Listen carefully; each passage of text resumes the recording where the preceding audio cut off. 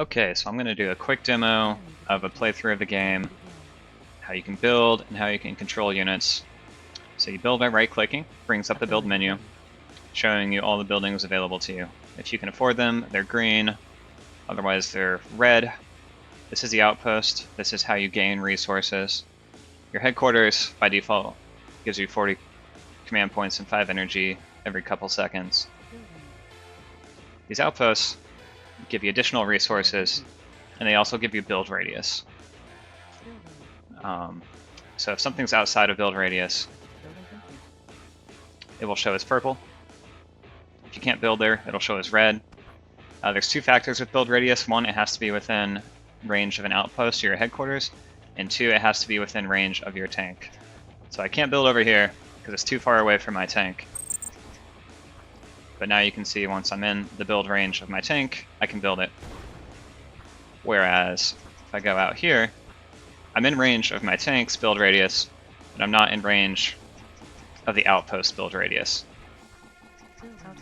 However, once I place this outpost, it is now in range, and I can build that structure. The reactors give me energy. Energy is consumed by base defenses and factories, and command points are used to build structures, essentially, as well as call in support abilities. So as I've been demoing this, the enemy has been building a base and amassing an army. I'm about to get overran. I'm going to use some cheats to spawn in some friendly tanks on my own side here while I start building my own base. So I'm going to build a factory. I'll build a couple factories. So these factories will just automatically start producing tanks and sending them straight towards the enemy. That's their default behavior, so you don't even have to worry about that. They will consume energy to produce tanks.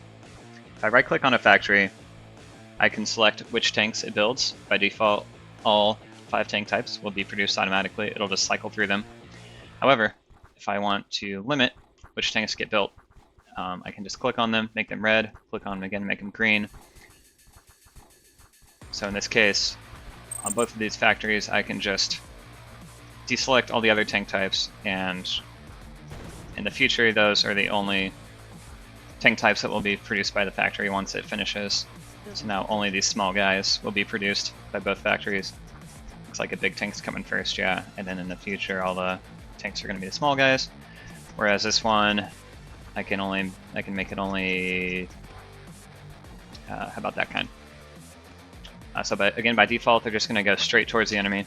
However, on each factory, if I right-click and hold, I can bring out this pathing tool, which will allow me to route the tanks. So I'm going to have this left factory. It's going to send all the tanks along the bottom left, and then they'll curve up. Same thing for this factory on the right here. I'm going to have it send all tanks, again, up and over to the enemy headquarters. The way the pathing works is it'll start at the factory and end at the enemy headquarters, which is the, if you destroy the enemy headquarters, you win. So, going to give myself some more money. I'm going to spawn some more tanks here by cheating. So I spawned some tanks. Once the tanks are on the map, you can also control them. So if you have middle click, you see that blue circle that popped up there? All my tanks will rally towards my beacon for a few seconds, and then they'll continue on. In this case, since I just issued a rally beacon, they'll head back towards the enemy headquarters in a straight line. See, I just dodged that missile. So that's their default behavior. However, I can also route them in a more advanced way. If I hold middle click, drag out a path, and let go, then they will start heading that way. They will stop to engage enemy units along the way, except for these small guys. They kind of just go on their own. So if I do this, all of these tanks that were within that circle, they should now go towards the enemy headquarters via that path that I set. Similarly, I can drag these guys out over here. Yep, and you'll see that they start heading down the bottom, and these guys are heading up the top. So I don't have to micromanage my army. They will. Something that's nice and something that I did on purpose is your units are always going to be attacking. You know, you don't have to worry about them being left in a corner, forgetting about them, or micromanaging them. You know, they're either going to be heading straight towards the enemy headquarters or they're going to head towards a route that you set. We'll just use a couple support powers here to clean up these guys. For the most part, I'm going to need some reinforcements. Which again, I'm cheating.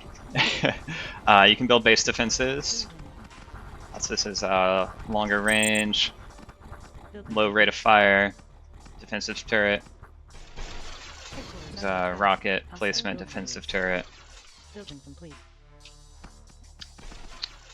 You can build a really big tank, kind of an epic unit of sorts.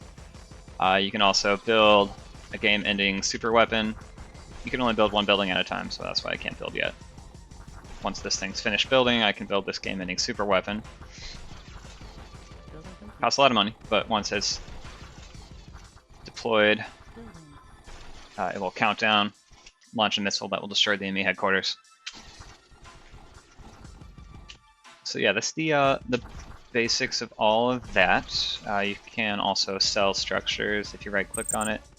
Double-click sell, you'll get refunded half their cost. Building complete. That's it for the structures, essentially. Yeah, even this giant tank here, I can route it. So if I right middle button and hold, I can drag the route. And you'll also notice I'm going to this tactical view. By hitting spacebar, you can transition between kind of a more third-person view of your main tank. And at any time, you can switch to this tactical view to get a view of the whole battlefield. And you can issue commands from here as well, just as if you could from the third-person view. You can also drive around from this view, the exact same as this view, and you can shoot. So you can do everything. You know, I can even sell the structure. I can route my factories from here. Just two different types of ways of playing. You know, when you're engaging an army, it's usually beneficial to have more of a tactical view. And I can switch tanks. There's 9 different tank types. All of them have unique stats and abilities. This guy is weak but fast, for example. Doesn't do as much damage, but a pretty solid option for getting him around the map quickly. His special ability is to go very fast, so I've engaged the maximum overdrive and I can get right in there. Oh, I died. So that is the basics of commanding your army and playing the game.